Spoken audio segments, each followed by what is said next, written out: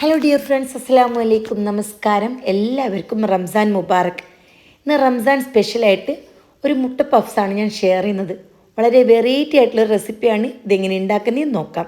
അപ്പോൾ ഇതിന് വേണ്ടി ഞാനിവിടെ 250 ml മെഷർമെൻറ്റ് കപ്പിൽ 1 കപ്പ് മൈദ മാവ് എടുത്തിട്ടുണ്ട്. പിന്നെ 2 ടേബിൾ സ്പൂൺ നെയ്യാണ് എടുത്തിട്ടുള്ളത്. അതൊന്ന് മെൽറ്റാക്കിയതിന് ശേഷം, അതായത് ചൂടാക്കിയതിന് ശേഷം മൈദ മാവിലേക്ക് ചേർത്ത് നന്നായിട്ട് കൈ കൊണ്ടൊന്ന് തിരുമ്മിയെടുക്കണം. അതിനുശേഷം ഇതിലേക്ക് ആവശ്യത്തിനുള്ള ഉപ്പും കൂടി ചേർത്ത് കൊടുക്കണം. ഇനി ഇതിലേക്ക് ആവശ്യത്തിന് വെള്ളം ഒഴിച്ചിട്ട് നല്ലപോലെ മയത്തിലൊന്ന് കുഴച്ചെടുക്കണം. ചപ്പാത്തി മാവെല്ലാം കുഴച്ചെടുക്കുമല്ലോ, ആ രീതിയിലൊന്ന് കുഴച്ചെടുക്കണം. അല്പം ഒന്ന് ടൈറ്റ് ആയാലും കുഴപ്പമില്ല. നമുക്കിത് കൗണ്ടർ ടോപ്പിലിട്ട് നല്ലപോലെ ഒന്ന് കുഴച്ചെടുക്കുമ്പോൾ മാവ് നല്ലപോലെ സോഫ്റ്റായിട്ട് കിട്ടും. അപ്പോൾ വെള്ളം കൂടിപ്പോയാൽ സ്റ്റിക്കി ആയിട്ട് വന്നാൽ നമുക്ക് ലെയറൊന്നും കിട്ടില്ല. ഒരു കാര്യം പ്രത്യേകം ശ്രദ്ധിക്കണം. എന്നിട്ട് റെസ്റ്റ് ചെയ്യാൻ വേണ്ടി അല്പം എണ്ണയൊക്കെ തടവി ഞാനിവിടെ 1 മണിക്കൂർ വെക്കുന്നുണ്ട്. പിന്നെ വേണ്ടത് കോൺഫ്ലോർ മിക്സാണ്. അപ്പോൾ അതിന് വേണ്ടി 3 ടേബിൾ സ്പൂൺ ലെവലായിട്ട് കോൺഫ്ലോറും അതേപോലെ തന്നെ 3 ടേബിൾ സ്പൂൺ റിഫൈൻഡ് ഓയിൽ ഉണ്ടല്ലോ, അതും കൂടി ഒഴിച്ച് നല്ലപോലെ കട്ടൊന്നും ഇല്ലാണ്ട് സ്മൂത്തായിട്ടൊന്ന് കലക്കിയെടുക്കണം. ഞാനിവിടെ നന്നായിട്ടൊന്ന് കലക്കിയെടുക്കുന്നുണ്ട്. ഇനി നമുക്കിതൊരു സൈഡിലേക്ക് മാറ്റി വെക്കാം. പിന്നെ നമുക്കിതിലേക്ക് ആവശ്യമുള്ള മസാല റെഡിയാക്കി എടുക്കണം. ഒരു പാൻ ചൂടാക്കി എണ്ണ ഒഴിച്ചു കൊടുക്കണം. എന്നിട്ട് ഇതിലേക്ക് 1 ടേബിൾ സ്പൂൺ ഇഞ്ചി വെളുത്തുള്ളി പേസ്റ്റും 3 അത്യാവശ്യം വലിപ്പത്തിലുള്ള ഉള്ളിയും ചേർത്ത് നന്നായിട്ടൊന്ന് വഴറ്റിയെടുക്കണം. ഉള്ളി കട്ട് ചെയ്യുന്ന സമയത്ത് വളരെ തിന്നായിട്ട് കട്ട് ചെയ്യാൻ ശ്രമിക്കുക. പിന്നെ ഇതിലേക്ക് വേണ്ടത് തക്കാളിയാണ്. 1 തക്കാളി വളരെ ചെറുതായിട്ട് അരിഞ്ഞ് അതും ചേർത്ത് തക്കാളിയെല്ലാം നല്ല പേസ്റ്റ് ആവുന്ന രീതിയിലൊന്ന് വഴറ്റിയെടുക്കണം. ഇവിടെ തക്കാളിയെല്ലാം നല്ലപോലെ പേസ്റ്റായി വന്നിട്ടുണ്ട്. ഇനി ഇതിലേക്ക് 2 teaspoon Kashmiri chilli powder, 1 teaspoon garam masala, 1/2 teaspoon മഞ്ഞൾപ്പൊടി, 1 ടീസ്പൂൺ പെപ്പർ പൗഡർ, പിന്നെ 1/4 ടീസ്പൂൺ ഉപ്പ് ചേർത്ത് കൊടുത്തിട്ടുണ്ട്. ഉപ്പ് നോക്കിയിട്ട് ആവശ്യമാണെങ്കിൽ പിന്നീട് ഒരു 1/4 ടീസ്പൂണും കൂടി ചേർത്ത് കൊടുക്കേണ്ടി വരും. എന്നിട്ട് ചെറിയ തീയിൽ എല്ലാം കരിഞ്ഞു പോവാത്ത രീതിയിൽ നന്നായിട്ട് മൂപ്പിച്ചെടുക്കണം. വളരെ ചെറിയ തീയിലായിരിക്കണം, പ്രത്യേകം ശ്രദ്ധിക്കണം. എന്നിട്ട് ആവശ്യത്തിനുള്ള മല്ലിയിലയും കൂടി ചേർത്ത് വീഡിയോയിൽ കാണുന്ന രീതി ഉണ്ടല്ലോ, ഇതുപോലെ നല്ല പോലെ വഴന്ന് വരണം. ആ ഒരു പരുവത്തിൽ ഇത് വഴറ്റിയെടുക്കണം. കാരണം ഇതിലേക്ക് വേറൊരു ഫ്ലേവറും ചേർക്കുന്നില്ല, ചിക്കൻ ചേർക്കുന്നില്ല. അപ്പം നമുക്ക് ഈ ഒരു മസാല മാത്രമാണ് ഉള്ളത്. അപ്പോൾ ആ മസാല ടേസ്റ്റ് ആവാൻ വേണ്ടിയിട്ട് നന്നായിട്ട് കുക്കാവണം. പിന്നെ 4 മുട്ട പുഴുങ്ങി എടുത്ത് വെക്കണം. ഈ സമയം കൊണ്ട് നമുക്ക് മാവെല്ലാം നല്ലപോലെ സോഫ്റ്റായി വന്നിട്ടുണ്ട്. ഇനി കുഞ്ഞു കുഞ്ഞു ബോൾസാക്കി ഉരുട്ടിയെടുക്കണം. ഒരു 7 ബോൾസ് ഇതിൽ നിന്നും കിട്ടും. വളരെ തിന്നായിട്ട് ഇത് പരത്തിയെടുക്കണം. അപ്പോൾ പ്രത്യേകം ശ്രദ്ധിക്കണം.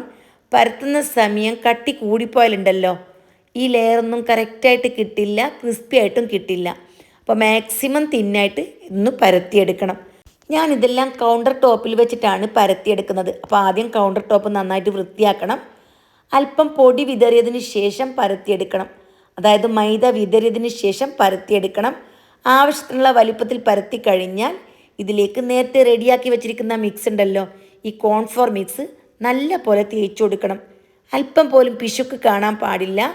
എന്നിട്ട് വീഡിയോയിൽ കാണുന്ന രീതി ഉണ്ടല്ലോ, ഇതുപോലെ ഒന്ന് മടക്കിയെടുക്കണം. ഇനി മടക്കിയതിൻ്റെ മുകൾ ഭാഗം ഇതേപോലെ കോൺഫ്ലോർ മിക്സ് നന്നായിട്ട് തന്നെ തേച്ച് കൊടുക്കണം. വീണ്ടും മറ്റേ ഭാഗം മടക്കി കൊടുക്കണം. എന്നിട്ട് അതിൻ്റെ മീതെയും കോൺഫ്ലോർ മിക്സ് നന്നായിട്ട് തന്നെ തേച്ച് കൊടുക്കണം. ഇനി വീഡിയോയിൽ കാണുന്ന രീതിയിൽ മുകൾ ഭാഗത്തേക്ക് മടക്കണം. എന്നിട്ട് കോൺഫ്ലോർ മിക്സ് തേച്ച് കൊടുക്കണം. ഇനി താഴെ ഭാഗത്തേക്കും മടക്കി നല്ലപോലെ സ്ക്വയർ ബോക്സ് ആക്കി എടുക്കണം. എന്നിട്ട് വീഡിയോയിൽ കാണുന്ന രീതിയിൽ നീളത്തിൽ ഒന്ന് പരത്തിയെടുക്കണം. എന്നിട്ട് വീണ്ടും കോൺഫ്ലോർ മിക്സ് തേച്ച് കൊടുക്കണം. അപ്പോൾ ഇതെല്ലാം വീഡിയോ കണ്ടാൽ മാത്രമേ കറക്റ്റ് മനസ്സിലാവുകയുള്ളൂ. ഇനി പായെല്ലാം ചുരുട്ടുമല്ലോ, ഈ രീതിയിൽ ഒന്ന് ചുരുട്ടിയെടുക്കണം. എന്നിട്ട് മിഡിൽ ഭാഗത്തുനിന്നും 2 പീസാക്കി കട്ട് ചെയ്തെടുക്കണം. ശ്രദ്ധിക്കുക, ഈ ഒരു പരുവത്തിലാണ് കട്ട് ചെയ്തെടുക്കേണ്ടത്. എന്നിട്ട് വീഡിയോയിൽ കാണുന്ന രീതിയിൽ ഒന്ന് പ്രസ്സാക്കിയതിന് ശേഷം ജസ്റ്റ് ഒന്ന് പരത്തിയെടുക്കണം. അപ്പോൾ പരത്തിയെടുക്കുമ്പോൾ ഏത് ഭാഗത്താണ് പരത്തേണ്ടതെന്ന് വീഡിയോ കറക്റ്റായിട്ട് നോക്കിയിട്ട് ചെയ്താൽ മതി. അല്ലെങ്കിൽ ലെയർ വിട്ട് കിട്ടില്ല. എന്നിട്ട് അല്പം മൈദാപ്പൊടി വിതറിയതിന് ശേഷം ഒരു കുഞ്ഞു പൂരിയുടെ വലിപ്പത്തിൽ ഒന്ന് പരത്തിയെടുക്കണം. പിന്നെ പരത്തി കുറേ സമയം വെക്കണ്ട, അങ്ങനെ ആകുമ്പോൾ മാവ് ഡ്രൈ ആയി പോകും. അതുകൊണ്ട് തന്നെ ഓരോന്നും പരത്തി അപ്പോൾ മസാലയും മുട്ടയും ഫില്ല് ചെയ്തെടുക്കുക. ഓക്കെ അല്ലേ? മുട്ട 2ആയിട്ടാണ് കട്ട് ചെയ്തെടുക്കേണ്ടത്. ഇനി മുകൾ ഭാഗം അല്പം കൈ നനച്ച് ഒന്ന് ജസ്റ്റ് ടച്ചാക്കി കൊടുത്താൽ മതി. നല്ലപോലെ ഒട്ടിച്ചെടുക്കണം. വീഡിയോയിൽ കാണുന്ന രീതി ശ്രദ്ധിച്ചാൽ മതി. കൈ നനച്ചാൽ പെട്ടെന്ന് തന്നെ ഒട്ടിക്കിട്ടും.